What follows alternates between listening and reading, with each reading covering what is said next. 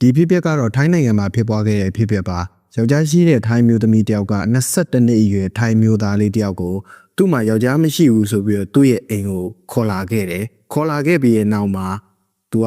မူစကူဒူးဖို့ဦးရင်းဟိုဟာလှုပ်ဖို့အတွက်ဘောင်းမီချွတ်နေတဲ့အချိန်မှာပဲ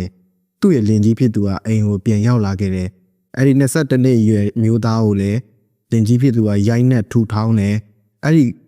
ကောင်လေးရဲ့ဖုန်းကိုလည်းအဲ့လင်ကြီးဖြစ်သူကတင်သွားတယ်အဲ့ဒီလိုလောက်ခံရတဲ့22နှစ်အရွယ်ထိုင်းမျိုးသားကောင်လေးရဲ့ပြောကြားချက်ကတော့ဒီဖြစ်ပျက်ကဒီဇင်ဘာလ25ရက်နေ့ဖတ်တရားမြို့မြောက်ပိုင်းဈေးတနေရာမှာတငယ်ချင်းနဲ့အတူတူအရက်တောက်နေစဉ်မှာပဲသူ့စီကိုသူတခါမှမမြင်ဘူးသူမသိတဲ့အမျိုးသမီးတယောက်ကရောက်လာတယ်အမျိုးသမီးကသူတို့နဲ့အတူတူစကားပြောကြတယ်ခင်ချင်းနဲ့ဘာဖြစ်တယ်ညာဖြစ်တယ်စကားပြောပြီးတော့သူတို့ချင်းချင်း Instagram အကောင့်တွေဖလှယ်ကြတယ်မိတ်ဆွေလောက်ကြတယ်မိတ်ဖွဲ့ကြတယ်အဲ့နဲ့သူကကျွန်တော်ရက်တောက်ပြီးပြီမူးလဲမူးနေကျွန်တော်အိမ်ပြန်မယ်လို့ပြောလိုက်တော့အဲ့ဒီအမျိုးသမီးကနေအိမ်ပြန်မယ်ဆိုရင်နေ့နောက်ကိုငါလိုက်ခဲ့မယ်လို့သူ့ကိုပြောလိုက်တယ်အဲ့ဒါနဲ့အကောင်လေးကလည်းဒါဆိုရင်တော့မဖြစ်ဘူးအမကဘယ်မှာနေတာတော့ဘယ်လမ်းမှာတော့လို့မေးလိုက်တဲ့အချိန်မှာဖြစ်ချင်တော့သူနဲ့တလန်းထဲမှာရှိတဲ့အမျိုးသမီးဖြစ်နေတာကိုသူသိလိုက်တယ်အဲ့ဒါနဲ့ပဲသူတို့နှစ်ယောက်တူတူပြန်လာကြတယ်ပြန်လာပြီးတော့သူကကောင်လေးကအမျိုးသမီးကိုသူတို့ရဲ့အိမ်ကိုလိုက်ပို့ပေးဖို့အတွက်သူကစဉ်းစားပြီးတော့အရင်လိုက်ပို့ပေးလိုက်တယ်ဒါနဲ့အိမ်ကိုရောက်ကြရဲပေါ့နော်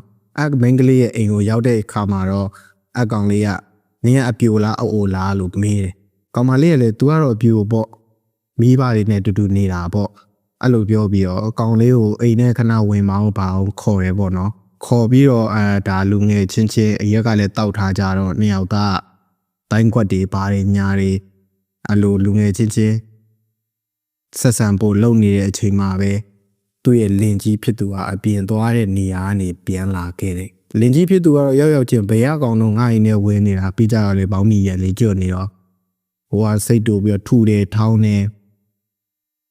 သူကတော့ခံရတယ်ပေါ့ပြီးကြတော့သူဖုန်းကိုလည်းတိမ့်သွားတယ်အဲ့ဒါနဲ့အကောင်လေးကမခံနိုင်တော့သတင်းတောက်တွေမီဒီယာတွေကိုသူရင်ဖွင့်ခဲ့တာပေါ့နော်ခင်ဗျားတို့လည်းသေချာစဉ်းစားကြပါကြမှာဖုန်းလည်းသိမ့်ခံနေရမယ်အထူထောင်းလည်းခံနေရအောင်ပဲကျွန်တော်စေတနာနဲ့ပြောပြတာပါကျွန်တော်ရဲ့ဗီဒီယိုလေးကိုကြည့်ရှုနေကြတဲ့မိတ်ဆွေများအားလုံးလည်းဘေးရအားလုံးကနေကင်ဝေးကြပါစေခင်ဗျာ